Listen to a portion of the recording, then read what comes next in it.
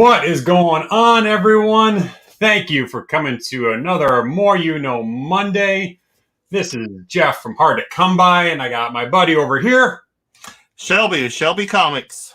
We're getting ready for episode 7 already, talking about the history of Valiant Comics, and we got a special guest just for you.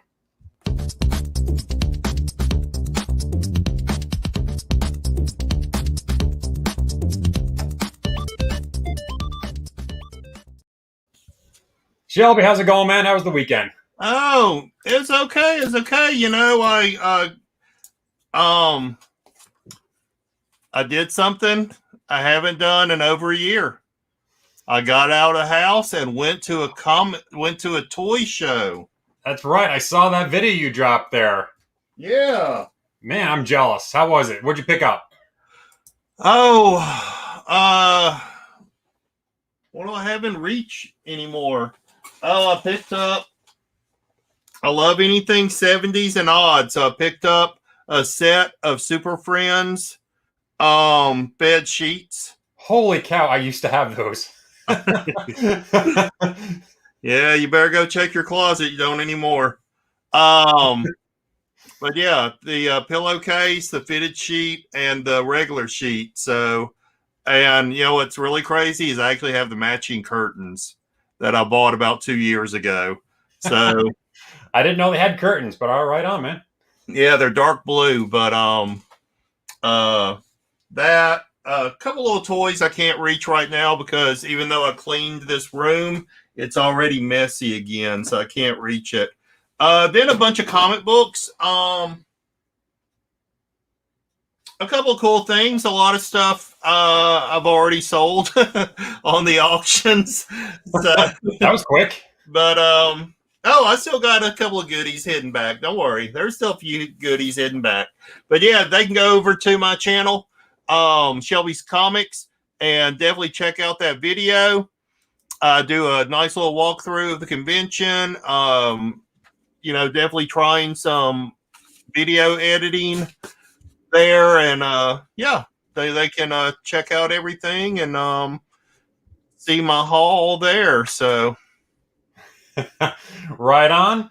All right, I appreciate everyone in the chat right now. I know we went a couple minutes live, for you here. We got a lot to go over. We got an awesome special guest for you right now. But I want to do a big shout out to everyone in the chat. We got about 10 people in the chat right now. Gorilla Todd, Scarecrow, Joe. I appreciate you guys hanging out with us. Cosmic Campfires here. Man, it's always good to have a bunch of people, already engaging already in the chat before we even went live. So for sure. Yeah, it's great trying to build up the community around everyone and make sure everyone subs everyone else up. Everyone that's in the chat right now and everyone's on the panel. Obviously, everyone on the panel here. We've got the links down below.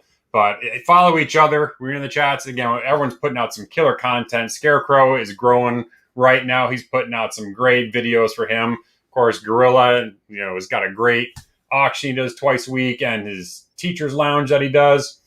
So again, anything else you want to mention here before we get into our updates from last week? This comic was really bad. This is how much they taped it to the cardboard when they mailed it to me. Like, it's like it had been kidnapped and they was afraid it would escape or something. I mean, this thing is like freaking covered with tape. Was that an eBay purchase? Yeah. Man, I've heard some stories lately. Actually, it's from a friend of mine, so I think he may have done it on purpose just to harass me and watch me purposely struggle on YouTube. Because I do the unboxings and stuff. See, it would have been better if you did duct tape. That'd be really fun. Yeah, I had someone one time tape the comics to the bottom of the box, just to watch me struggle with it. So, ideas for next time. Yeah. All right, that's crazy. But yeah, there's been a couple of videos I've been watching of people getting horrible YouTube service, basically not YouTube, eBay service, where comics weren't coming bagged and board, and they're in just a floppy envelope, and they're folded and bent up. And these are like high priced books too. These aren't like a dollar book. Yeah, it's crazy. Oh man, it's crazy, and yeah, like packing peanuts. Thank you, Todd. I know you did that on purpose because I hate packing peanuts. They get everywhere, the static and stuff. But yeah, I could keep talking for hours about that. But yeah, all right. Let's get the updates for last week.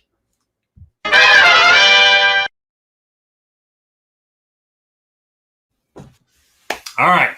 Last week we had a great show over on your channel. We talked about different cover variants.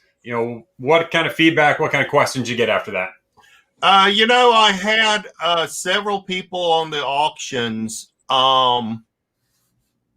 make some comments because soon after that, I did sell a small lot of convention variants.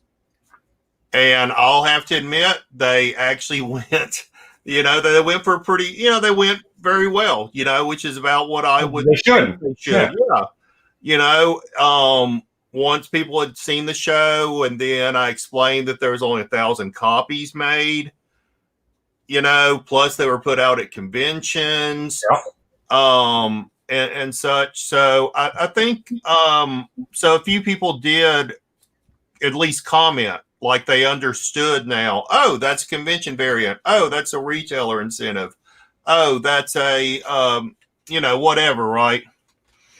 So yeah. But yeah, I don't think we gotten any comments on the video, and I hadn't gotten any emails. So, but yeah, a few people have reached out, like I said, on the auctions, and has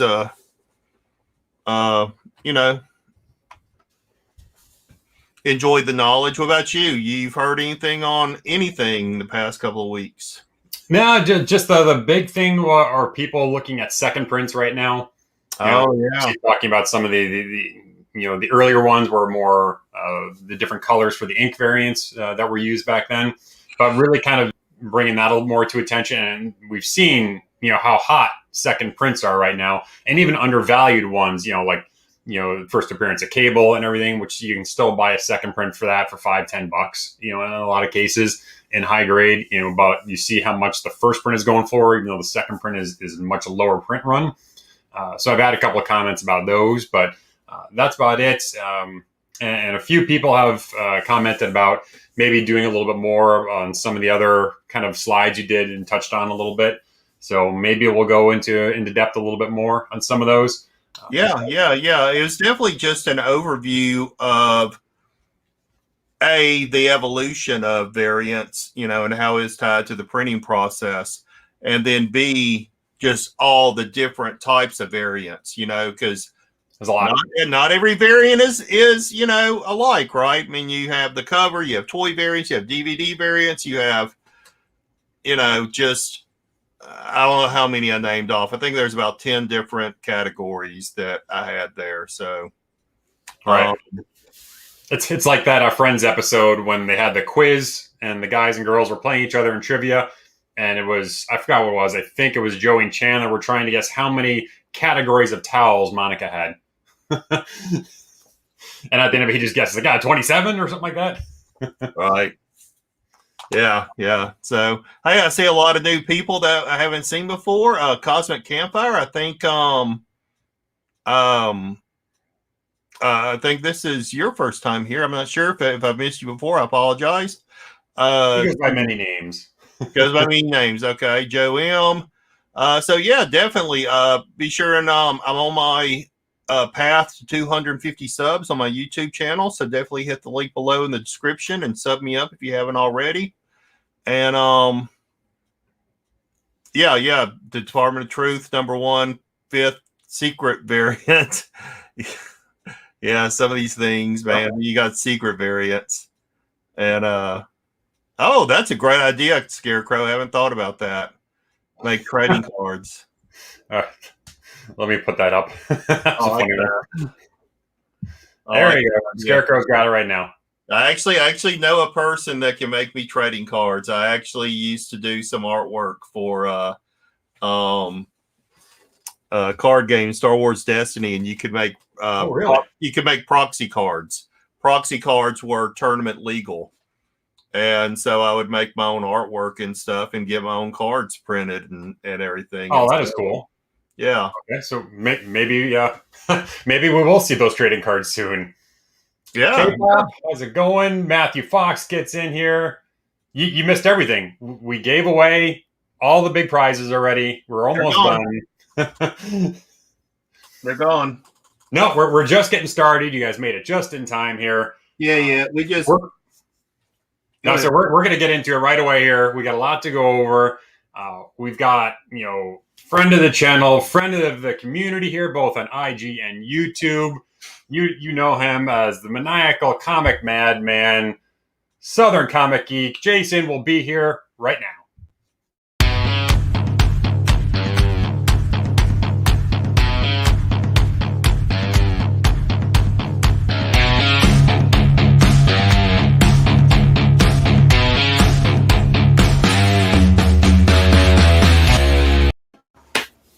Hey, how's it going? I decided to have Bloodshot sit in for me tonight, and he and his nanites are going to take care of anybody that gives a thumbs down. And if you don't give a thumbs up, that's equally as bad. So be sure to go ahead and smash that like button and subscribe to both of these guys. That's awesome. Tonight. Yeah, and jump over to Southern Comic Geek. He does some great content. And he does his own auction, I think, on Saturday afternoons. Is that every Saturday or just? Yeah, every Saturday, 1 p.m. Central Time, the Comedy Crew or Saturday Morning Cartoon Crew gets together, and we tell bad jokes. Okay, that's that group. Okay. Yeah. Yep, and I got the link on my IG link tree as well. So if you guys ever want to need that, Southern's link is down below, or you can look on my IG and it's there as well. So again, anything we kind of do to support everyone, and man, it's good to have you finally on the show here. I know I've been doing a lot with you already, so it's great to actually have you here. And when we talked about, we want to bring some guests on, we want to talk about some different categories. What do we want to talk about? And as soon as we said Valiant, we both said we got to get Jason on here. Well, it just shows you that you don't have very many Valiant friends, but I'll take that as before we even started doing the show, the very first person we brought up as having it as a guest was you. So, you were a really great supporter when we were just talking about doing this and hadn't actually done anything. And you gave some great input and really, I think gave us a little bit of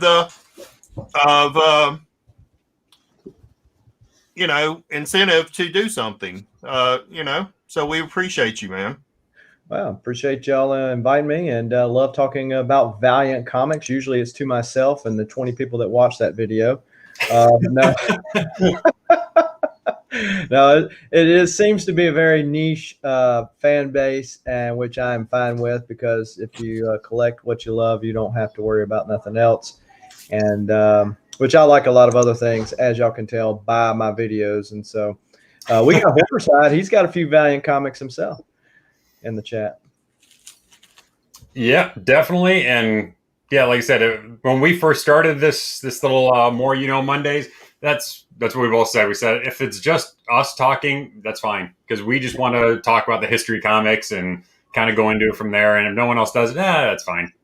Well, I appreciate Hoarder Hyde's comment. Not everybody can be hip, And Huey Lewis said, it's hip to be square? So it's always hip to be square. Straight up. Scarecrow thought he was the only person that liked Bloodshot. There you go. We're going to get into Bloodshot in a little bit, get into his history and obviously his movie as well and everything that's going on. Gorilla Todd, I appreciate you, man. I dropped the wrench for you there, so you can get all that in there. Okay, so we're going to go through just a little bit of Valiant history here. And really, when you talk about Valiant history, you got to get a little bit of the history of Jim Shooter. Oh, you got to. It's all about Jim Shooter. And the more I researched him a little bit more, I just kind of knew him as kind of like, yeah, he was the editor-in-chief of Marvel, and he did Secret Wars. That's pretty much a lot of my extent from my knowledge of Jim Shooter on that. But man, he is such an interesting guy, and what he did.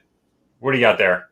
Well, Jim Shooter actually started as a writer, and he actually started as a writer for DC Comics. And what are you jumping ahead of me, man? No, I wasn't meaning to, but I just had to show off my Marvel treasury here, which has a Jim Shooter story in it. So, yeah. That's awesome. Yeah, like I said, when you talk about Jim Shooter, you talk about, this was just an awful, evil picture of him. Well, it's how some people view him. That's exactly it. Yeah, you can go for it. You tell the story. Who, me? Oh, well. No, I mean, Jim Shooter, like Shelby said, started out as a writer. I believe he was 14 years old when he wrote his first story for DC. Yep. He was. And they didn't know that at the time, too. They did just got the submission. They said, this guy looks pretty good. And they brought him in. And here's this 14-year-old kid still in high school, hasn't graduated high school yet. And they gave him a job. Yeah. And so I did that ugly picture kind of there right now because, like Southern said here, he really does have this, depending who you listen to in the industry, he's either like the Darth Vader and the ultimate bad guy, or he's kind of like a really good guy that got things done. So, yeah, he really, when you see his side of the story, and I read a bunch of interviews by him and actually a couple chapters and some books, but really he was what was needed at Marvel at the time when he went over to Marvel. They went through a whole parade of editors there. And, man, we'll go into this in a little bit, but I just want to throw up a quick timeline. And then Jason is going to dive into a little bit more in this when we talk about some of these things. But, yeah, at the age of 14 in 1966, he was already a writer for DC Comics. And like Shelby said, he was writing Legion, was his main one that he wrote for over there. And he actually had a really cool, different take on a lot of these things. And his theory was he read a lot of Marvel books. He thought DC wasn't as good as Marvel, so he studied Marvel books and how they wrote and just adapted that to DC. So I put the 1969 on there just so you can see when he graduated high school. So he graduates in high school in 69. 70, he goes over to Marvel. He becomes editor-in-chief of Marvel in 1978. So he's only 27 years old. He's now the editor-in-chief of Marvel Comics. He writes Secret Wars in 84. Western Publishing tries to buy Marvel. That falls through. Shooter ends up getting fired. And that whole thing, depending on who you listen to, everyone blamed him for what happened with Kirby at the time. That wasn't his doing at all. That's the board, that whole decision. All he was trying to do is he was trying to set the train, right. And he was very methodical about if a book is going to come out at a certain time, it will come out at a certain time. He's kind of like, gathering all these stray cats and saying, okay, all you creative people are great. You want to take your time doing stuff, but we're running a business here. So let's get things done the way it's supposed to be done. So sometimes a lot of people didn't like him for that because he was getting things done.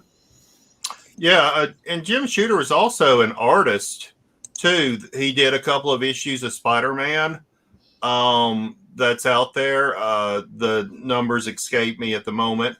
But he actually did a lot in the 80s for creators' rights. Mm-hmm. There at Marvel. Marvel was kind of late to come with giving royalties and things like that. And it was under Jim Shooter's reign there that creators actually started being given rights. He actually helped form a warehouse to try to archive art that was literally being destroyed, by being in a leaky storeroom and stuff. He helped get art back to Ditko, to Kirby. So he actually did quite a bit while he was there that, was definitely on the side of creators. Well, and that's interesting that you bring that up, Shelby. And of course, it's true. And for people to give him such a bad name, and Jeff mentioned it earlier about creatives. Creatives are typically, that's how their mind works, right? It's just out here, it's creating ideas, and it's all over the place. And you have to have that person that reins things in, because we are running a business here, and things have to go out on time because we got to make payroll. And so, as bad as people talked about him, he was the one that was, saying, hey, and if we get this stuff here, I can get this other stuff for you there, right? Because it's a give and take in business. And so he was getting the books to print when they were supposed to get printed, and getting them sold like they were supposed to be getting sold. And so therefore now he's got bargaining rights when he goes before the board to say, hey, look, I'm getting you this. I need to give something back to the creators. A lot of people don't understand that, that there is a give and take there. Absolutely. And when you hear his words on basically why he got fired and what he did the last year of his tenure over at Marvel, it was all about fighting with the board and the higher ups about getting creators all of the royalties and what was due for them, because he felt like they were getting screwed even more, because Marvel was doing everything they can to put to the bottom line when they were trying to sell the company. So they're trying to make the company look better, and he's up there pretty much the whole time his last year trying to give money to all the creators. Well, and that's actually what made Marvel worth being able to sell, right? Is because under Shooter's reign in the 80s, Marvel grew to be to be the titan, so to speak, in comic books. And if it wasn't for Shooter's leadership, then Marvel would not have been in a position to be able to have value to sell. Yeah, that's exactly it. When he left Marvel, we'll get in the story on how he met and worked with Steve Murawski. Obviously they then formed Valiant. They actually tried to buy Marvel at the time, and that fell through. And then they went through a couple of licensing things before they kind of found the right formula of what they were going to do. Jason, do you have any of the old Valiant licensed ones? I do. I don't have them in front of me, but if you want to talk about them, I'll go get them and bring them over here. Sure, absolutely. So normally, as everyone kind of knows, I like doing the kind of show you the money section that we do. I don't have it this week because we're talking strictly about Valiant stuff. But these right here, that might be what you can find, because a lot of these you can still find, in dollar bins and places that don't know. Things like Super Mario Brothers and the wrestling done by Valiant early on, before they did any of the superhero stuff, they were doing licensing. So when you look at some of the licensing things they did, they were losing money left and right doing this. But that's how they kind of got into creating this comic book world first. So they licensed Nintendo. So if you look at the Super Nintendo pricing there, I mean, RAWs are going for $35 to $300. It's a huge range, what they're going for right now. If you can find Super Mario Brothers out there, and the last 9.8 sold for over $2,000. I mean, that's a huge thing right there. And obviously, wrestling has got a big fan base. They didn't do it very long. RAWs are $5 to $50. No CGCs that I can find of any of the wrestling ones right now. So that could be an interesting one. But I would say if you're looking for a show me the money section, look for Super Mario Brothers if you can. And remember, I need to feel you, Jerry. Show me the money. Jerry, you better yell. Show me the money. Show me the money. hey, look at that. Oh, wow. Look at that. So, just like IDW does today, they don't really have a lot of their own properties. And to his point, you have to share the money, right, with Nintendo in this particular case. And so there's not a lot of money in that. So that's why they had to go the route that they did to get their own creative properties, which we'll talk about in a minute. But there was a bunch of these Super Mario books. The wrestling books are actually a little bit harder. I had some over there, but I couldn't lay my hand on them as quickly as I could these. And they're a little harder to come by. Haha, pun intended. That's okay. I only charge $1 every time someone says it. But these were fun books back in the day, and this is how Valiant cut its teeth into the publishing, and then of course the partnership with Western or Gold Key, whatever way you want to phrase that. that would lead them into the superhero universe that everybody really remembers them for, and they still use today. Yeah, that's exactly it. They went into this licensing kind of framework first, and then they remembered, if you saw in that timeline, Western tried to buy Marvel, and when they were trying to buy Marvel, they were dealing with Jim Shooter. So Jim Shooter obviously knew everyone at Western. He had the relationship there. They wanted to do stuff with him in the past, and as you know from our original videos that we did when we talked about Western Publishing and Gold Key and Dell and everything. Western, did a lot with their characters, and then at the time, Western wasn't doing their characters anymore. They actually wanted nothing to do with comics anymore. So they pretty much went to Shooter and said, "Okay, if you want to do something, raise some money, and then figure what you want to do, and we'll do something with you because we think you're the guy that's going to make this big again." And that's really when Valiant. The most of us kind of know Valiant, in the early 90s and 91 when they started publishing, the superhero books again, when they're doing, Magnus and Solar, when they started getting back into that, that's when they actually started making money.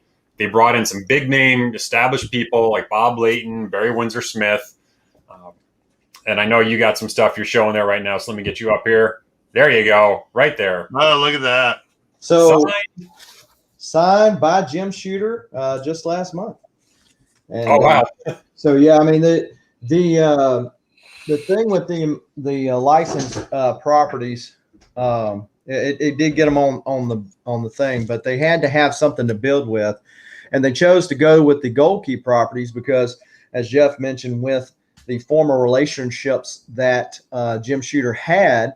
He had gotten the okay to use those properties because they weren't using them anymore. And so Magnus, being one of the old Gold Key properties, of course, became one of the ones they used. And then they introduced Turok, or as Turok the Dinosaur Hunter. He was formerly known as Turok Son of Stone. So just imagine Prince, or the artist formerly known as Prince. And then we've got Solar, Man of the Atom. And this one is signed by Jim Shooter as well. And, just killer art on these. I mean, Barry Windsor Smith goodness right here. And to think that Shooter has the reputation, if you will, with the people that he has. But with some of these, to be able to call Barry Windsor Smith, or I'll tell the story that Shooter relayed to me about Walt Simonson and Frank Miller and the Unity covers. But to have that kind of relationship with those people, to say, "Hey, I need you to work for me," and to get them to come do it, it still speaks to his leadership qualities. Because Steve Ditko on the Game Boy and Super Mario stuff, a lot of those artists on that stuff were not listed. Oh, really? So Steve Ditko worked on that on those wrestling books, but he's not listed as one of the artist. Wow. So interesting fact. And Steve Ditko was kind of a eccentric. I'm trying to think of the word that he was kind of a strange bird. And I mean, it's seriously like was a medical condition type thing. And really? So, yeah, so he was able to keep him on, even when Jim Shooter, after the Valiant stuff, which we'll talk about too, I'm sure, the Defiant stuff, their stuff that Steve Ditko worked on with Defiant as well. Yeah, absolutely. Yeah, I didn't know that about the Steve Ditko part. So that was pretty interesting. Yeah, they're uncredited, and I'm not sure why they were uncredited, but they were just a scrappy little comic company back in the day trying to scrape a few things together, and Shooter's calling in a few favors, and it's kind of like the favors that Bob Layton would later call in with Hardcore #1. Jim Lee drew rather Hardcore #1. It was because Bob Layton called in a favor to him. Jim Lee was the owner, or one of the owners, of Image Comics, a competitor at that time, and so that's the only Valiant comic Jim Lee ever drew. Yeah, I don't know if this is true or not, but the story I heard for that is they gave him U2 tickets or something like that. Yeah. It was some kind of weird little deal, But again, it pays to, I guess, know people and be able to call in those favors when you need them. Of course, and those are the Bob Layton, which we'll talk about again in a little bit. He's kind of a weird bird too, but I've got books for days, so I don't want to mess up the flow of things. So No, by all means, mess it up. I mean, you can Yeah. throw up many things you have. I've only got about 6 or 7 slides, and you kind of know where they're all going. So, what do you got, Shelby? Yeah, if y'all want to know more, there's 2 really good books. One is called Comic Book Wars, which really discusses the leading up and then the bankruptcy of Marvel Comics. But another good book is Marvel Comics, The Untold Story. And it actually has a whole section in here, part 3, Troubleshooter. Yeah, Jim Nice. Shooter. That goes into the whole Jim Shooter era and discussing him and then him leaving Marvel and a lot of the work he did there. So definitely, if y'all want to know more about this history we're talking about, check out Comic Book Wars. And then, of course, I can't say enough about this book, Marvel Comics, The Untold Story. So That's pretty cool. It reminds me of I've been addicted to watching the History Channel, watching like the foods that built America and the cars. yeah. So right now I've been watching the Burger Wars one. So That's a good one. That's fun. Yeah, Ray Kroc was such a crook, man. Yeah, you got to give him credit though. Definitely. But for Valiant, obviously Valiant starts taking off. They license these from Western Keys, and Jim Shooter obviously has a background and already a history of trying to create new universes. He actually created the new universe. That's what it's called over at Marvel. So he's got the trust, and like Jason said, he's got the Rolodex. He's calling people up, calling in favors, and he's got the trust of everyone behind him saying, "We know you can do this. So let's do something different and creative." And really, they did a really great job marketing. I don't think they get a ton of credit for all the marketing they kind of did and some unique things they were doing with marketing. They were doing giveaway comics. They were doing. They really tied in closely with Wizard Comics, with Wizard Magazine. They were doing a lot of different things that Marvel didn't really necessarily do at the time, and they didn't catch on until a little bit later. So once they started getting some success with licensing the comics from Western, they started saying, okay, now let's start making our own comics and let's flush out this whole universe. Because as we kind of said, when Shooter did Secret Wars, he kind of had this whole, jackpot, kind of thing where the crossover of all the heroes together, it was huge.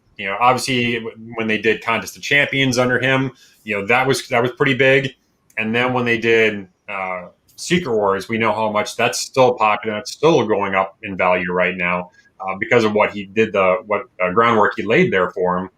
So he did kind of the same thing in the Valiant world. When he came out with more characters, they said, okay, what's one thing we know that pumps up sales? That's crossover, and that's how Unity came about. Let's get selling back up here. So talking about that, Rob Liefeld does a podcast called Robservations, and one of his Robservations episodes was about Valiant Comics, and he said that at Image, which were started about the same time, he said we were known for art. We had the top tier artists. We were not known for the stories. He said The thing with Valiant was they were known for the stories. Now I would argue that they were also known for the art, because when you got classic creators like Barry Windsor Smith, Don Perlin, and the like, Joe Quesada getting early work, done at the later part. You've got great stuff there too, but it was the stories. And Harbinger, the first few issues of Harbinger were wrote by Jim Shooter himself. This is the pink. Jeff talked about the giveaway. So one of the giveaways was taking the coupons out of the book, which I would never do. But back in the day, what you would do is you would just buy hold on a second.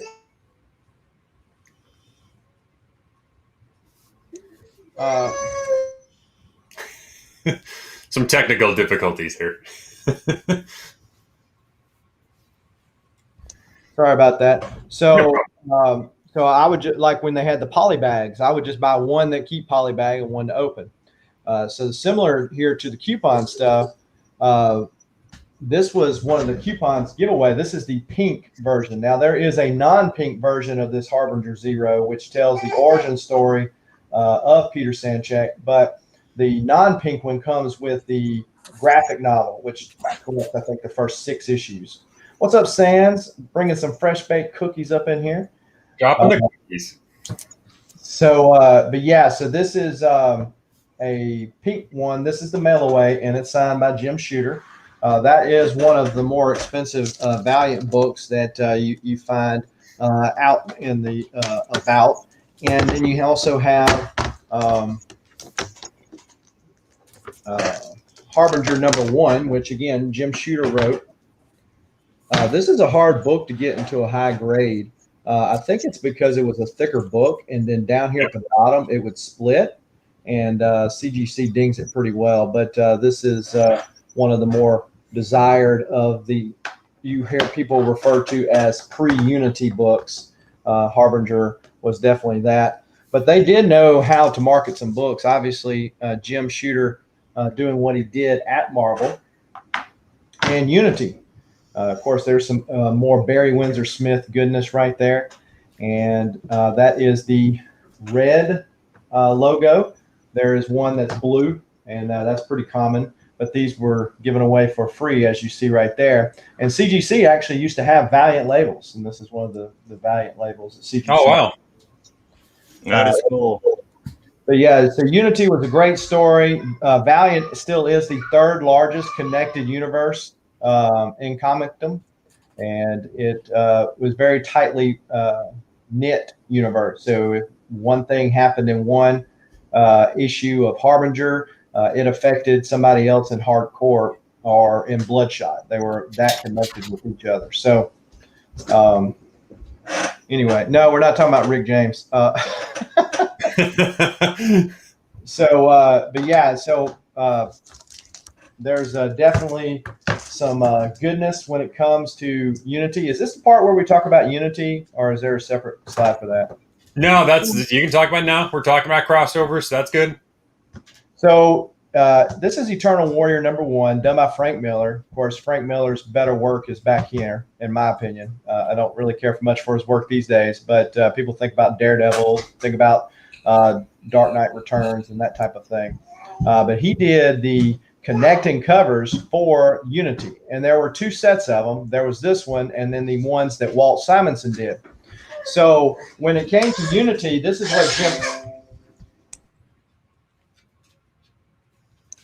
what Jim Shooter told me. He wanted Frank Miller to do these covers, but he called Frank up and said, "Frank, I want you to do these covers, but I don't have the money to pay you. What will you do the covers, or will you do the covers for me?" He said, "Well, I'll do the covers for you." And I think it was $60 a cover. And oh my God, really? It was something crazy cheap. And he said, and Frank did all 8 covers. And so then when it came to do the second round of Unity covers, he calls Frank up and says, "Hey, Frank, I need you to do the second set." He said, "I'm not doing it again for you." He said, "Call Walt." So Walt Simonson, known for his early X Factor work, Beta Ray Bill, the like. Yeah. Yeah.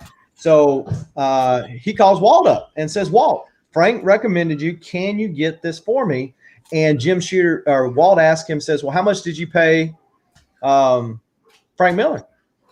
And so he told him $60 a cover. He said, "Well, I'll do it for $60 and a penny." And that way I can always say I got paid more than Frank Miller. And so to have that kind of relationship with folks. And so in those early times, you know, they had the gold, and then the gold was usually indicated up here in the little logo box. This is a gold Archer and Armstrong Zero, tells the origin story. Barry Windsor Smith, again, fantastic artist, did the first 8 issues, I believe, of Archer and Armstrong. And the thing about this particular book is that it's actually signed by Bob Layton and Barry Windsor Smith. So anybody that's likes signatures on their books knows that it is very hard to get a Barry Windsor Smith signature. Right. And so I found this by on Valiant Comics, which on Instagram sells and does live sales. He's a huge Valiant fan, so I'm not sure how I pried this out of his hands, but I bought it and slabbed it and sent it to CBCS to get it done up. So this is another classic book right here. Oh, the all black one, yeah. Yeah, Solar. Hard book to get in a 9/8 because of the black cover. This one's signed by Bob Layton. This is the second print, as you can see right here. But I have a first print, but it's not slabbed. So, but yeah, this is number 10, and of course, this is the origin the Barry Windsor Smith and the isn't that that's the second Eternal Warrior, isn't it? Yeah. First or second Eternal Warrior. But there's another copy of Eternal Warrior. The one with the price is an error, and the one without the price is the normal one giveaway. And I got this one signed by Jim Shooter. So the one I showed you earlier is the more expensive of the books. Yeah. Yeah, so, a lot of the books you're showing there, those are all of the gold foils, the more rare ones that I've got listed later on. But yeah, you want to talk about a premier Valiant collection. That's it right there. Yeah. So you're missing one here that I can show. So here's the gold or hardcore, which, like you said, is Jim Lee's only artwork. And this is signed by Jim Lee and Scott Williams. So hardcore gold. Yeah. One of my few, Valiants that I really enjoy. But, and a lot of those Valiants really have held their value over time. Like if you try to pick up the first 10 issues of some of those books, it may cost you a little bit. You're not going to, necessarily find some of those in dollar bins. But, yeah.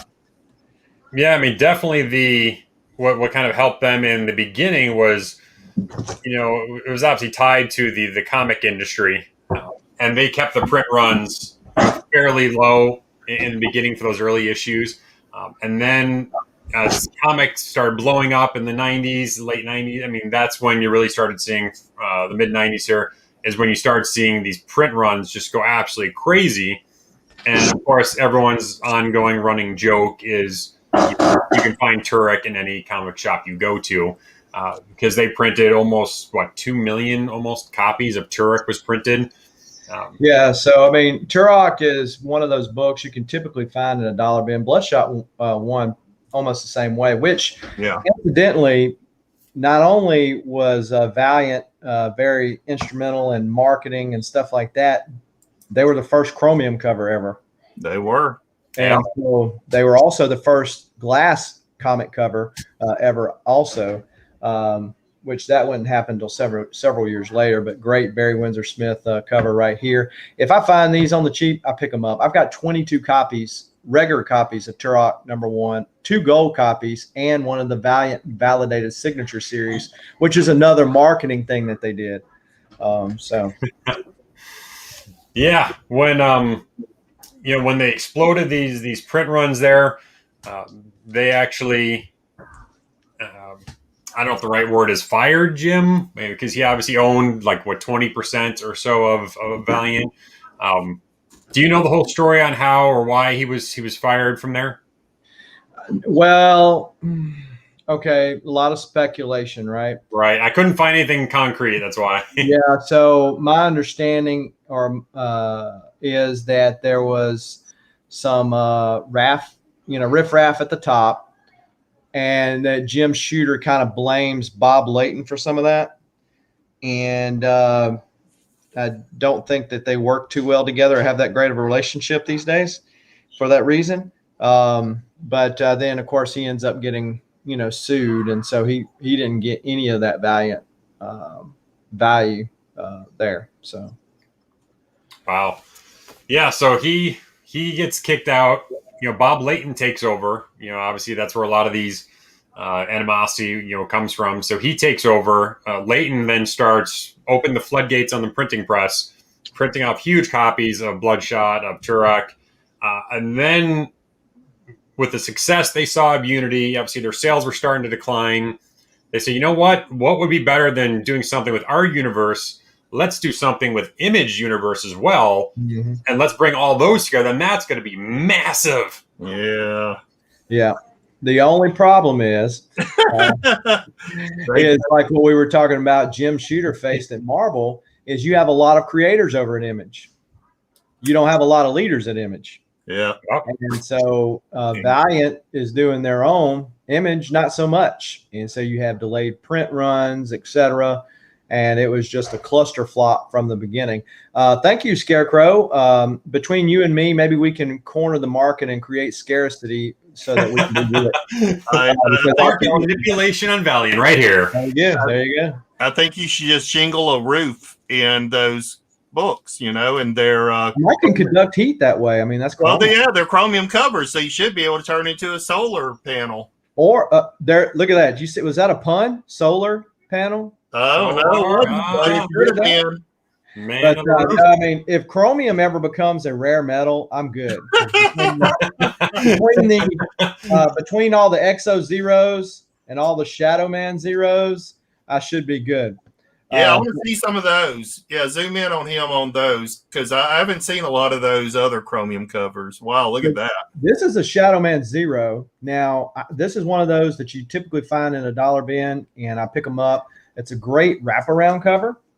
Oh, nice. Oh, nice. So I got a crystal clear backing board here, so I can take advantage of that. But this is the gold one, so this is not the regular one. The regular one's denoted by silver. And as far as the others are concerned, like Exo Zero, it has a gold version as well. These also all have what they call Valiant validated signatures, where Diamond would send out the certificates, and there was only so many of them signed. And there's a couple of them that are ghost, like Eternal Warrior 27. That's one I don't have. This is the regular cover to Exo Zero, some early Joe Quesada goodness right here. Mm-hmm. And then, of course, everybody recognizes this right here. Yeah. But, yeah, I mean, those are some great – and I know this is kind of skipping forward into the future, but I had it readily accessible. We were talking about Valiant being a leader and an innovator. This is a glass comic that just came out with Shadow Man 1 being re-released, and this is a 1 in 250 ratio variant. And that's glass, huh? Yep. As you can see, the little glass right there. Wow. So I didn't know that. That's pretty darn cool. That's cool. So there has been, let's see, 1, 2, 3, 4, 5. I have 3 of them. So, yeah, there's all kinds of gold ones like Dr. Mirage, another one that they came up with. Of course, Exo is probably one of the more popular deals. And do yourself a favor, if you've never read Exo Manowar, pick up Robert Vendetti's 50 or 52 issue run on Exo Manowar. You can read it without having read any of the old stuff. Fantastic stuff. And this is signed by Jim Shooter as well. And as you saw with Shadow Man, this was something that Bob Hall created. And there's Shadow Man #1 right there. Don't forget the platinum. Ooh, yeah, those are definitely coveted when it comes to collectors. I know Elvine Christian at Elvine Comics, he found a platinum in, I think, a dollar bin. I mean, it's a killer find. And because, somebody says, oh, well, that's just a common comic, and they don't, not knowingly, they throw it in a dollar bin, and somebody comes along and knows what they're talking about, finds it, and then you have somebody being happy and somebody being not so happy.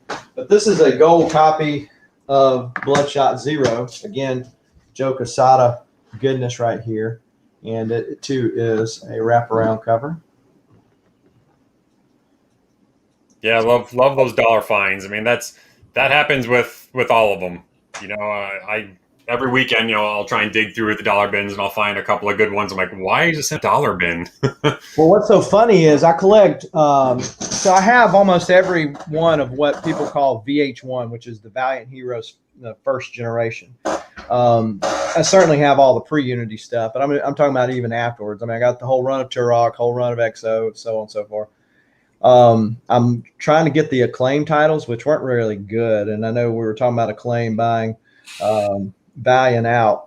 So Acclaim. I was going to ask you if you had any of those Acclaim ones, because those look like some pretty interesting ones. And again, they did a lot of that kind of gimmicky marketing thing around. You buy the video game, you can get exclusive comics. I don't know if you had any of those. So the Turok one is kind of hard to find, and the Shadow Man one. There was a Shadow Man game released. There was a Turok game released. Yeah. I played the Turok one. I never played the one. But when Acclaim bought them out, they were a video game creator. And so this is what happens with comic books when they get bought out by companies that do other things besides comic books, i.e. Marvel. But we're not going to go down that rabbit hole. Another episode. So the thing is that they're there to do other things aside from comic books. And so comic books get used and abused. But with the Acclaim, they're doing video games. So they go back to all these heroes that they got the rights to now. And they said, we got to revamp everything. So we're going to do a relaunch. And they totally change the origin story of all these people. Bloodshot, Exo, Ninjak. So Ninjak is probably the wonkiest because Ninjak, instead of being essentially a James Bond who is a ninja, instead of being that, is some kid who says Ninjak and he turns into Ninjak, kind of like Shazam does. Shazam? Very much like Shazam. I would say that they stole the idea from it. Bloodshot, they change his name and change his background and origin story. And so they felt like changing that stuff that they could really have more control over, and it was more video game friendly. Again, the whole reason why they're doing this. So really, Acclaim was ahead of its time, being a multimedia company, right?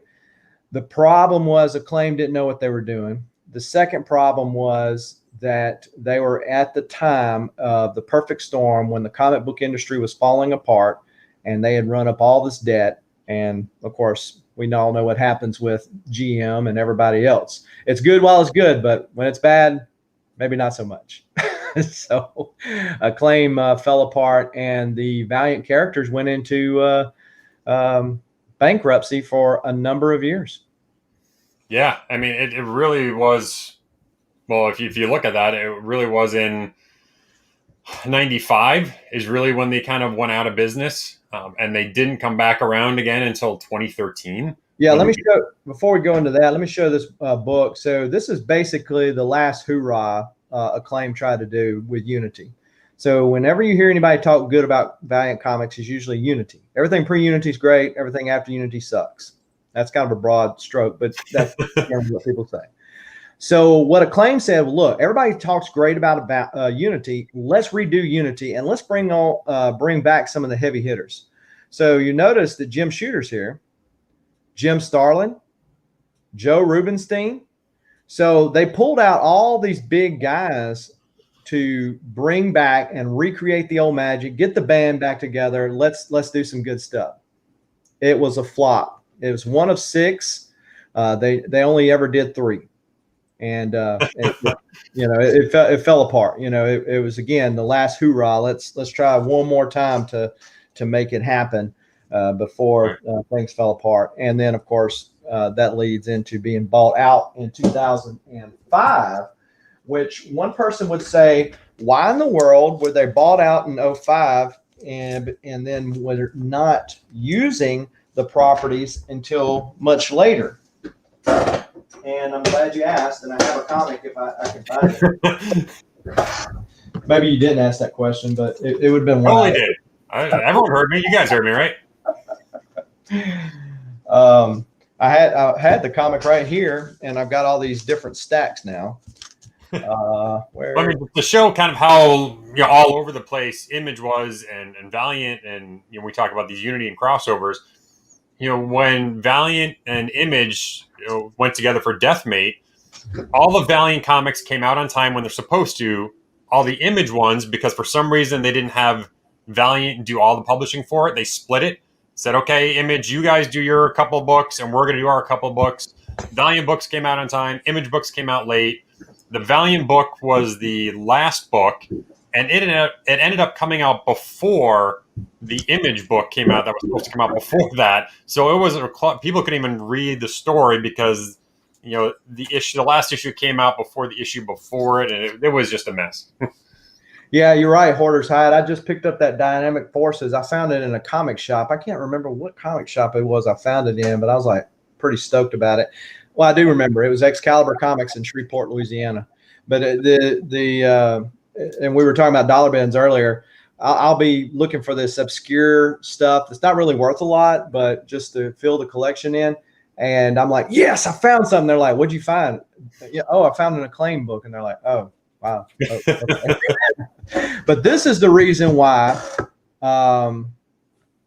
This is the reason why it took all those years. So, as I understand it, so there's full disclosure, and so feel free to check out the information as presented on this show. And I know that I have viewers on my channel that certainly will let me know when I get the stuff wrong, which I appreciate. So this was done at San Diego Comic Con, and this stuff was put out. And this is, if it's legit, which there's really no way for me to be able to tell if it's legit or just another copy. This is, as you can see, Valiant Intellectual Properties Sneak Peek. This is supposedly issue 52 of 100 that were done at San Diego Comic Con in 2007. And in here, you see all the characters. This supposedly is Bloodshot. Oh, wow. This is Punks, which is an Acclaim title that came out later. Outcast was the same way. This is Ninjak, supposedly. Look, Ninjak was ahead of his time. He became something other than what he was. Ryan, the Future Force. So all these were supposed, the Visitor, Dr. Mirage, all look totally different than what, that's Harbinger, by the way. Harbinger, wow. And so this came out, and if you notice right here, let me see, look how they spell peak. And so this was put out by Valiant Intellectual Properties, and this was in an attempt to stop Valiant from relaunching, because they were selling these at San Diego Comic Con. And if they could show that they made money on these properties, then Dinesh, to my understanding, could not use them in the comics. Right. And so that's why it took from 05 to 12, I guess it was, when they relaunched. And it was court battle after court battle, right? In the midst of all this, Gold Key Properties also got licensed to somebody else. Dark Horse. And so Dark Horse picked up the old Gold Key characters. And so Valiant had to totally reboot itself when it finally got around to be able to do it in 2012 or 13. So, yeah, I mean, and that's why in the new ones, Solar and Magnus and Turok were not a part of it as they were in the old days. Yeah, but it's all because of that little book right there. Interesting.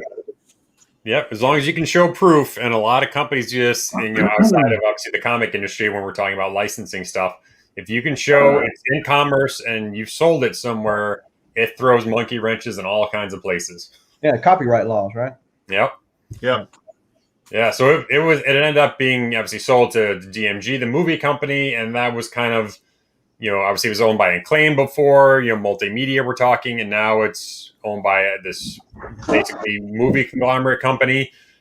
They launched Bloodshot, which I think was unfortunate because the movie actually wasn't that bad. It just came out at the worst possible time because you had the pandemic going on, and it's right when theaters shut down. And here's a quick clip of it, actually. It's gonna be okay. Bad news, baby. It's not gonna be okay. You have been given a second chance. We call them nanites. He will heal you instantly.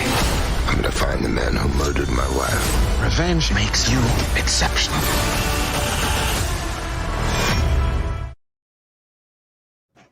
So that was actually pretty cool. And for a moment, you think, is this an MCU tie-in? Because wasn't that AIM right there? Who was that? Yeah, I mean, it was unfortunate, the timing of it. And the thing about the MCU has set this bar as to what entertainment should be like. Right or wrong, it set that bar, right? And so that's why Warner Brothers has a tough time. And that's why Bloodshot had a tough time, because he was essentially an unknown commodity, except to weird people like me. This is Right. the Mark McFarlane toy that came out, and you can see he looks a little bit different than the other one that I showed earlier. When you're a big name Hollywood star, you can name the fact that you're not going to cover your precious little head with CGC hair, not CGC hair, special effects hair. I've had CGC hair in my slabs before, but not the same kind. Totally different. And Vin Diesel's known for action flicks. I mean, so what do you think you're going to get? You're not going to get in-depth Hamlet, right? So it was good for what it was good for. And the other thing is that it fell in line with, again, the perfect storm. It was during the pandemic when it was released. The whole deal with Dinesh, and we'll talk about it in a second, Dinesh leaving Valiant Entertainment. So there is that kind of deal there too. And they didn't use the original, which when they relaunched, they took a little bit of the origin out of the Acclaim days Bloodshot, and they took a little bit of the origin out of the original VH1 Bloodshot. But Valiant has since kind of did a light reboot to Bloodshot, and that is what they did the movie off of. Yeah, like you said, it was kind of an unknown property. Most people, besides us comic geeks, kind of knew really what it was. But yeah, I think everyone is right in the chat here. Card Shop Reality says if it would have came out just a month earlier, it would have done a lot better, and I think we would be talking about it a little differently. Because, like I said, for what it was, it's an action movie. It's just a fun action movie. You don't think too much about it, and you're good to go. Well, and they had talked about doing a connected universe, similar to the way Valiant is, similar to the way MCU does. Right. The problem is that now Harbinger has been licensed out to Paramount. So, oh, really? Bloodshot's movie rights are with Sony, and Harbingers are with Paramount. So you got the whole thing like the MCU has, where you got to learn to play well with Sony. Oh, gotcha. When is the Harbinger one supposed to come out? Do we know yet? They just Sony sold the rights to Paramount. They acted like scripts and all that kind of stuff was getting together, but then Hollywood has kind of taken a back seat during this pandemic stuff, because they don't know when can we have the next big blockbuster release and make a lot of money. They don't know. So yeah, I mean, we know Marvel found a way to eventually to play nice with everyone, but that took a long time, and they do a lot of changes to the universe, and have a universe like Valiant that's just starting off in the movie business already fractured. I don't know if that's going to really work. I bet it's just going to be all independent movies, right? Probably so, and that's fine, because I mean that's where DC kind of does better, right? Wonder Woman, Aquaman, things like that, Shazam, and so you don't have to do things exactly the way Marvel does. Right. And you're right. I mean, Marvel has made enough money that they can go to the table and say, "Look, this is the way we want to do it. You see, we can make big bucks. Can you? We can do it without you. Can you do it without us?" Yeah. When you want a small piece of that, sit back, don't do anything, just collect royalty checks. We'll take care of it. Yeah, I mean, it's the same thing Walmart does, right? I mean, you want to sell in all these stores worldwide, this is what we're going to pay for your product. Yeah, Card Shop Reality is right too. The Valiant properties, because the stories are so much better, they probably would translate better into streaming model than a one-shot movie. Well, and I hope that Marvel has taught other people that too. That let's build something out at a smaller scale, test things, test the waters. I mean, that's what they're doing with WandaVision, right? There was certain aspects of the whole show they'll never use all of it, but they're trying to see with test groups what presented better, what did people like better, and we're going to go with that character. And they can do it a lot cheaper than doing it on the big screen. So yeah, they're trying different ways, different formats of doing stuff. I mean, and look at, I don't know if anyone's watched Jupiter Legacy right now. They're testing out. They've got that whole universe now. Mark's universe over there with all his properties. Then they're going to see what works and kind of build that out a little bit. That's been kind of fun to watch so far. Yeah, well, that's an actual contract thing. They actually. Mark Miller is signed to a contract where if you actually look at those books on the back, they're actually produced. The comic books are produced by Netflix. Yeah, Netflix owns the whole universe. Yeah, exactly. So he's under contract to produce, I think, four or five series for Netflix that will have a preceding comic and then the actual show. So. That's why he's not doing comics for Marvel or DC and stuff anymore, because he's sitting pretty rich right now with a big Netflix deal. He did show me the money already. So he did show me the money already. For sure.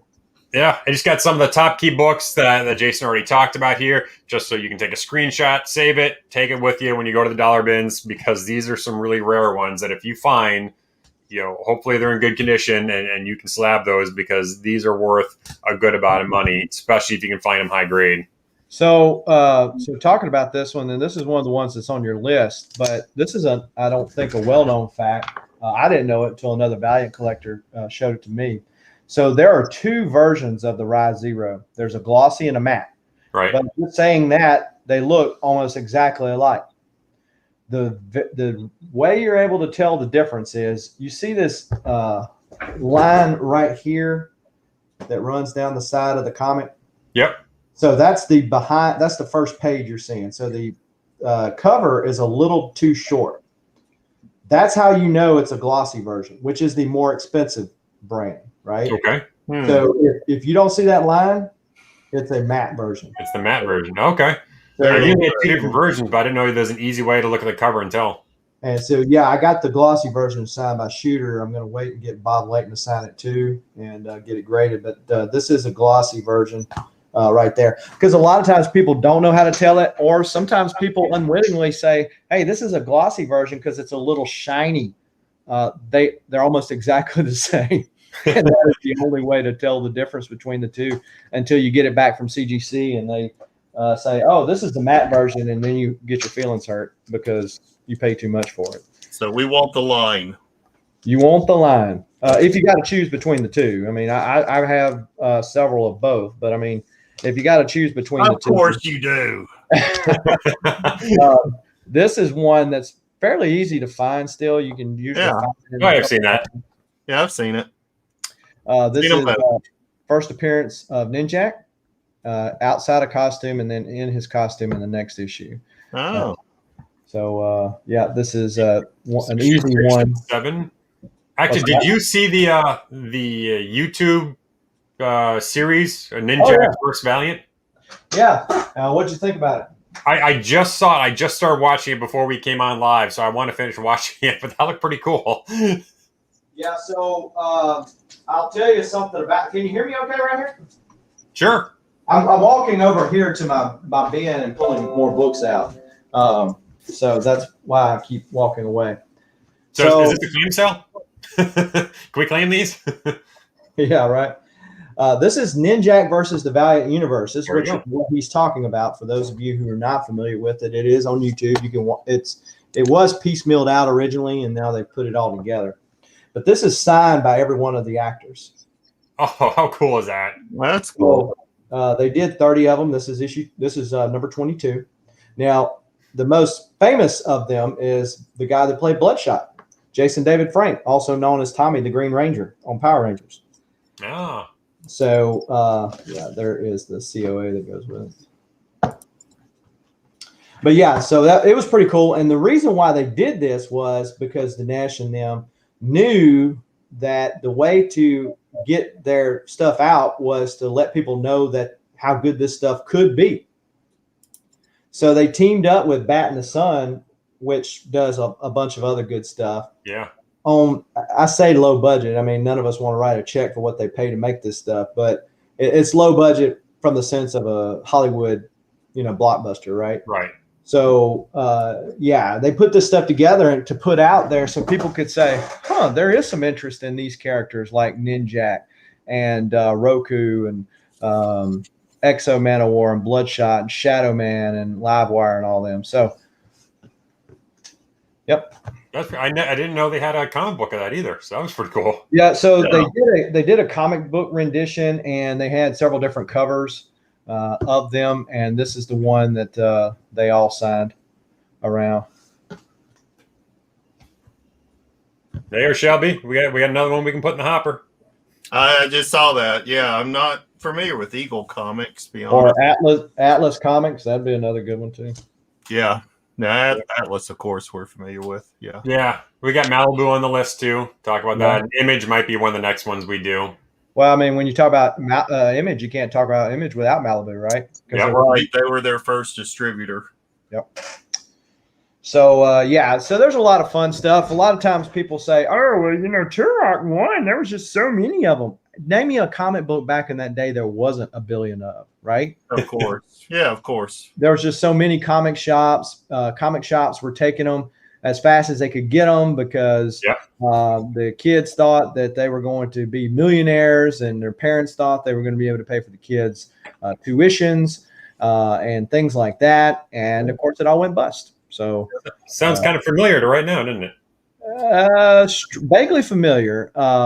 There's of course another show you could do on values of comics and is the bust soon to come. There's a difference between a recession and a depression. Now, I think somebody more famous than me coined it this way. The difference between a depression and a recession is if it's your job that's lost or your neighbor's. We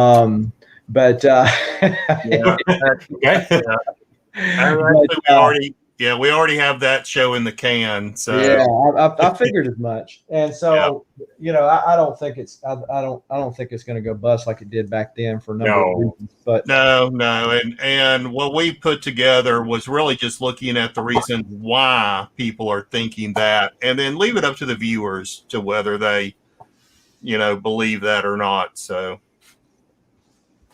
Yeah, there's certain things that are reminiscent of that, but there's a lot of lessons learned, I think. Sure. Yeah. All right. What else you got, Shelby?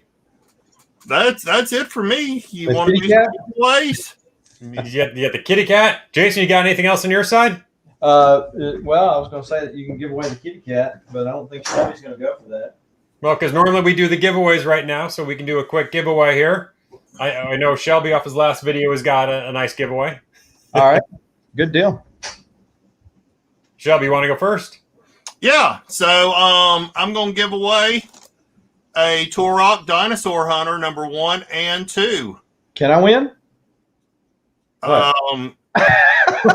He doesn't have any yet. Actually, I got a present for you two. Don't worry, I have a present for you two. So I'm sure you probably have enough Turoks, don't you? I have 22 of the regular cover. Yeah. Okay. So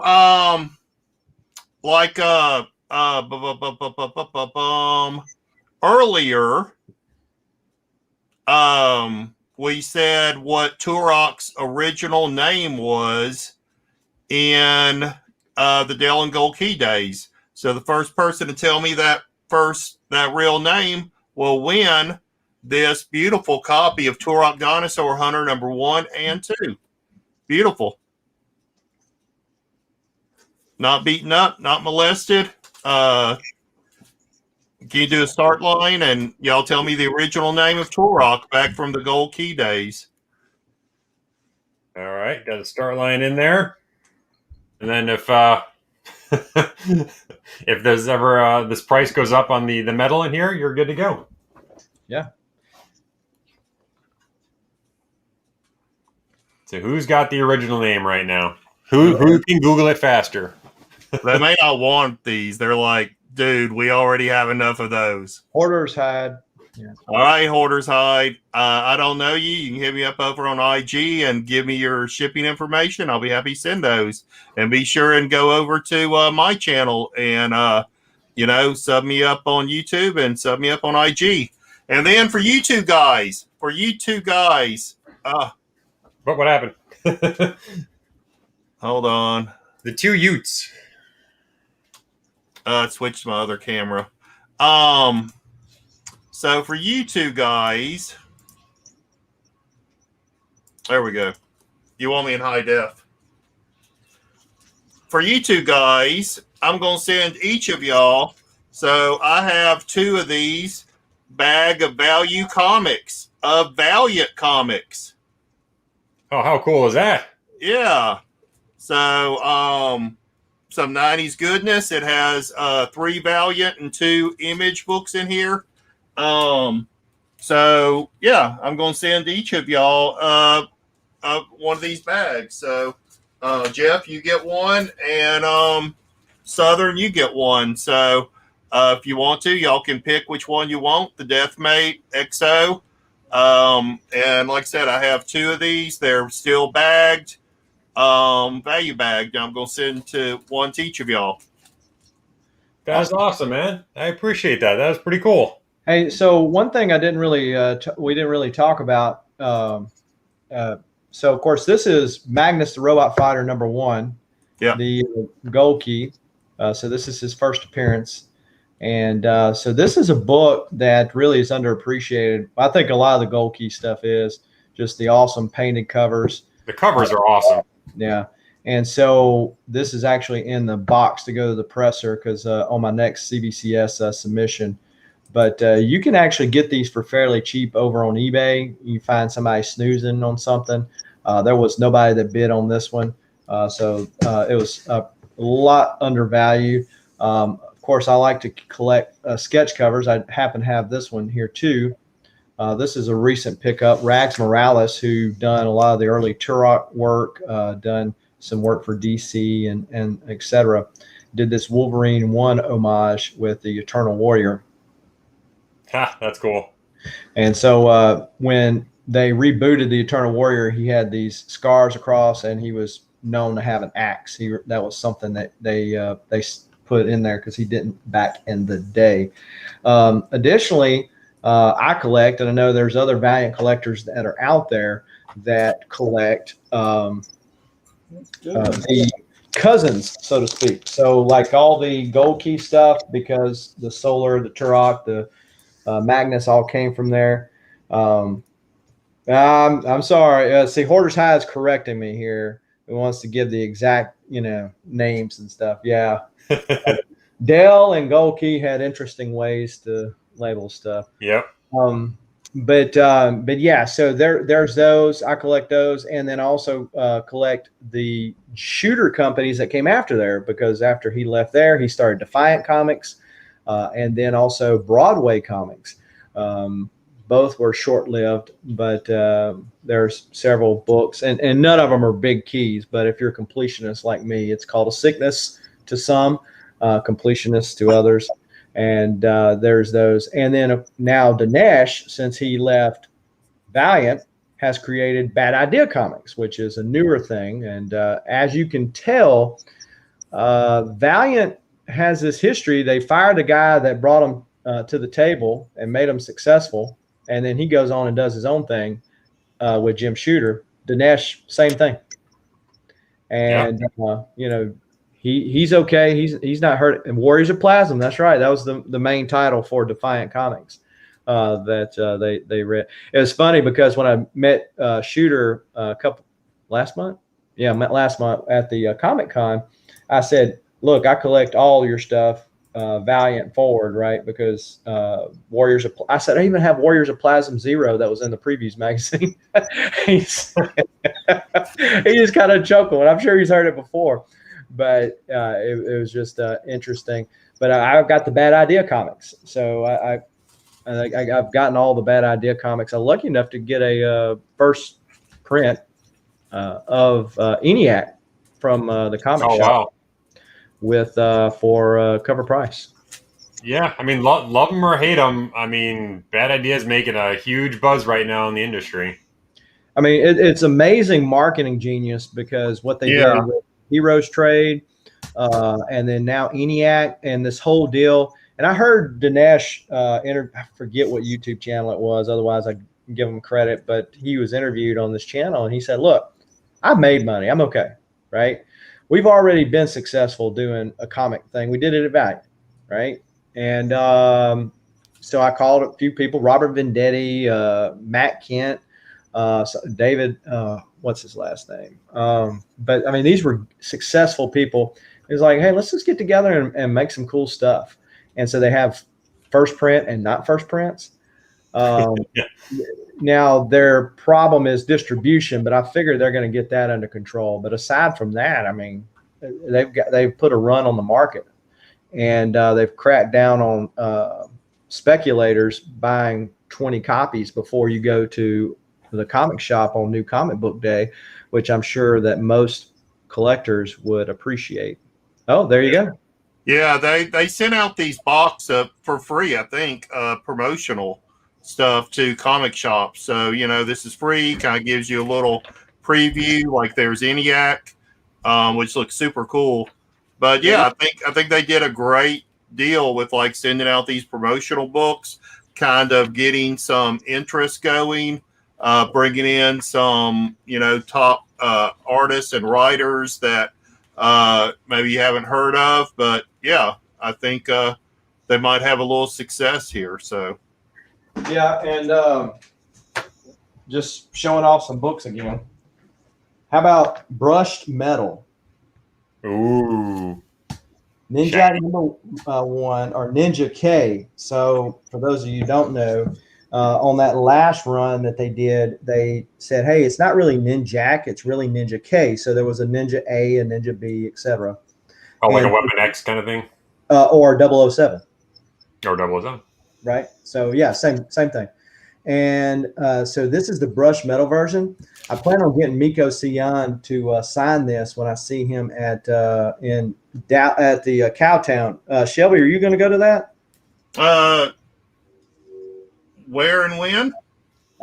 It's next. No, it might be July. I think it's in July, and it's up around Dallas. Oh, well, for sure then. So yeah, he's going to be. Miko's going to be there. Who was the other big? Let me do a search for it real quick. Cowtown. Yeah. You talking about wrestling comics earlier? Hey, there it is. found one. So yeah, those were all cool. And we were talking about the previews books. Of course, everybody knows the preview stuff. Previews, Marvel, X-Men 2099. So that kind of tells you when it came out, or the Kelly Jones Batman. But inside of here are two things, ironically enough, and you'll see what I mean in a minute when I say ironically enough. There's two comics. Let's see here. There is Defiant, Warriors of Plasm. So this is the one that Card Shop was talking about. There's Jim Shooter's face there. So this is the comic. So you'll see these on eBay where they've ripped them out of the binding. So they don't really have a spine. They don't have glue on the side of it. So ironically enough, there it is. Look, Pogs. Everybody remember Pogs? Oh, yeah, I remember Pogs. So is Deathmate orange? Orange? Yeah. So this is the one that came in the previews edition, and this is Valiant. So the reason why I say it was ironic because his ex-company and then him are there in the previews edition. Of course, there's some Rob Liefeld, Bloodshot. It's just one of the stories with Grifter, who's now being more used in Batman title because DC owns Grifter now. Yep, there you go.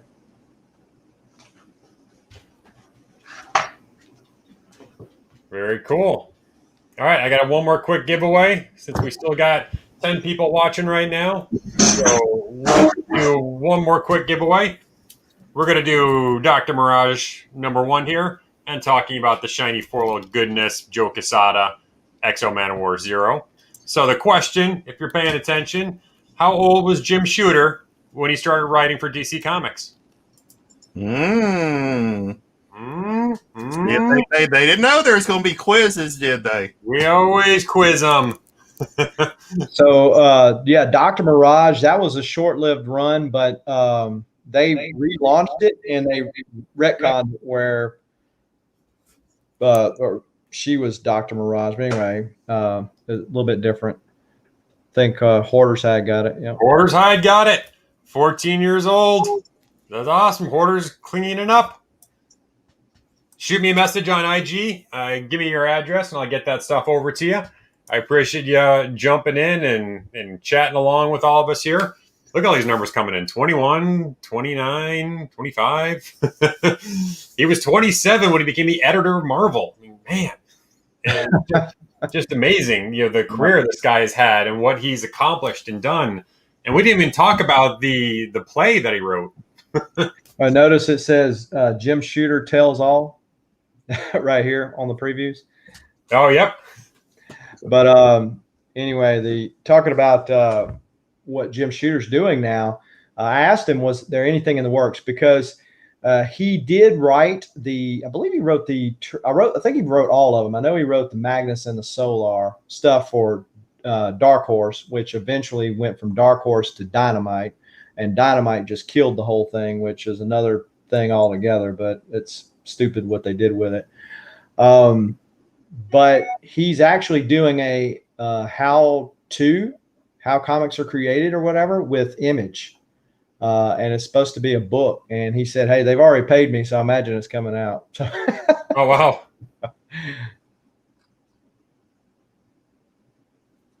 Very cool. Yeah, Card Shop Reality says, I won the Turok. What do you say? I won the Turok. I will turn down the prize. Unacknowledged. Okay. Well, Unacknowledged? Did you get in beforehand? I didn't see that. Yeah, I didn't either. Let me look up there. Do what now?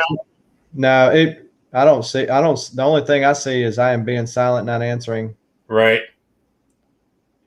So I think he maybe just said it out loud. Oh, I got you. Gotcha. Scarecrow said, I'll take it. Right, I'll take it. Yeah. I still haven't heard anything from Hoarder's Hive. Yeah, Hoarder's Hide. Yeah, he can reach out to you on IG. He's one of my channel members, and so okay. Yeah, he's got a bunch of Valiant too. I think he actually said how many he's got in there. I actually have more. I've got Marvel more than anything because my X-Men collection really skews that. But as far as Valiant, I have more Valiant than I do DC. I mean, and I got a lot of Batman related DC. So yeah. So reach out to me anyway, Hoarder's Hive on IG, and if you turn it down, like you have enough Toroks, then I can pass them on to somebody else. I do have some people that do that, but if you want those, they're definitely yours. And then I'll send out these others to Jeff and no,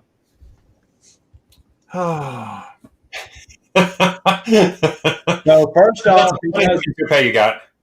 off, he doesn't remember to call me or message me and say, hey, I want to be on your show. Oh my God. Then he says, come on my show. Then he can't even remember his name. And, I'm just saying. Oh, man. Well, like we do when we end most of these shows here, we care about everyone. We always got a PSA for you. So here you go.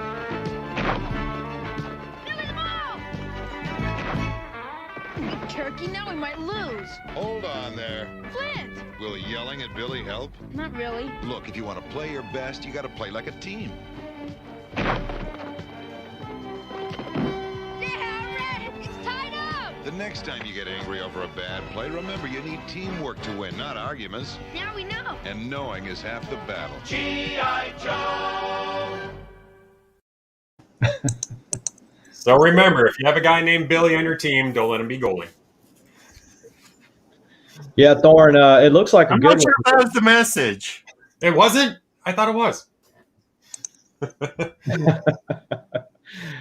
Yeah, Cowtown looks to be a pretty good one. I mean, they've got John Jang. It was the other person I was trying to remember. Miko Seon, Ryan Kincaid, and is one that I've seen around a bunch. Yeah, they've got a bunch over there, and it's in the end of July. Yeah, I found it. Definitely, I'm going to. Yeah. All right, cool. Well, Jason, thank you again so much for coming on. Where do you else? What else do you have going on this week? Where else can people find you? Well, they can find me over on IG, Southern Comic Geek, all one word, or they can find me over on YouTube, Southern Comic Geek, 3 words. And I've got a video dropping on my channel every day this week, and including a CBCS unboxing, provided they come in tomorrow like they should have Sunday. And Friday or Saturday this weekend, I'm actually not going to have the auction on my channel. I'm actually going to be in Pensacola, Florida, going to Pensacon. Several members of the community are going to be down there as well. Cool. So I'm sure there will be some video footage of that. But Shelby, what do you got going on this week? It's the usual around here, buddy. I'll be dropping some more videos here in the next couple of days of some unboxings that I did today. So I just need to edit up the videos. I'll also be on Thunder Gods on Thursday. Talked to him earlier and told him he could put me in. I'll be on Gorilla Todd's on Wednesday and Saturday. And yeah, I think that's it. That's awesome. Unfortunately, this week, I will not be on Thunder God's auction. I will not be in the Thunderdome this Thursday. I'm going to be at a dinner, so unfortunately, I cannot make it. But on Sunday, we've got the Samurai Sunday auction. So that'll be over in Wild Comics Unboxings channel. So last Sunday before was on this channel. So the next one is going to be on his channel. So check us out for Samurai Sunday. Great auction. And again, a lot of prizes we do there as well. But again, thank you guys much for showing up again. We got 12 people still viewing us. We've been going for an hour and a half.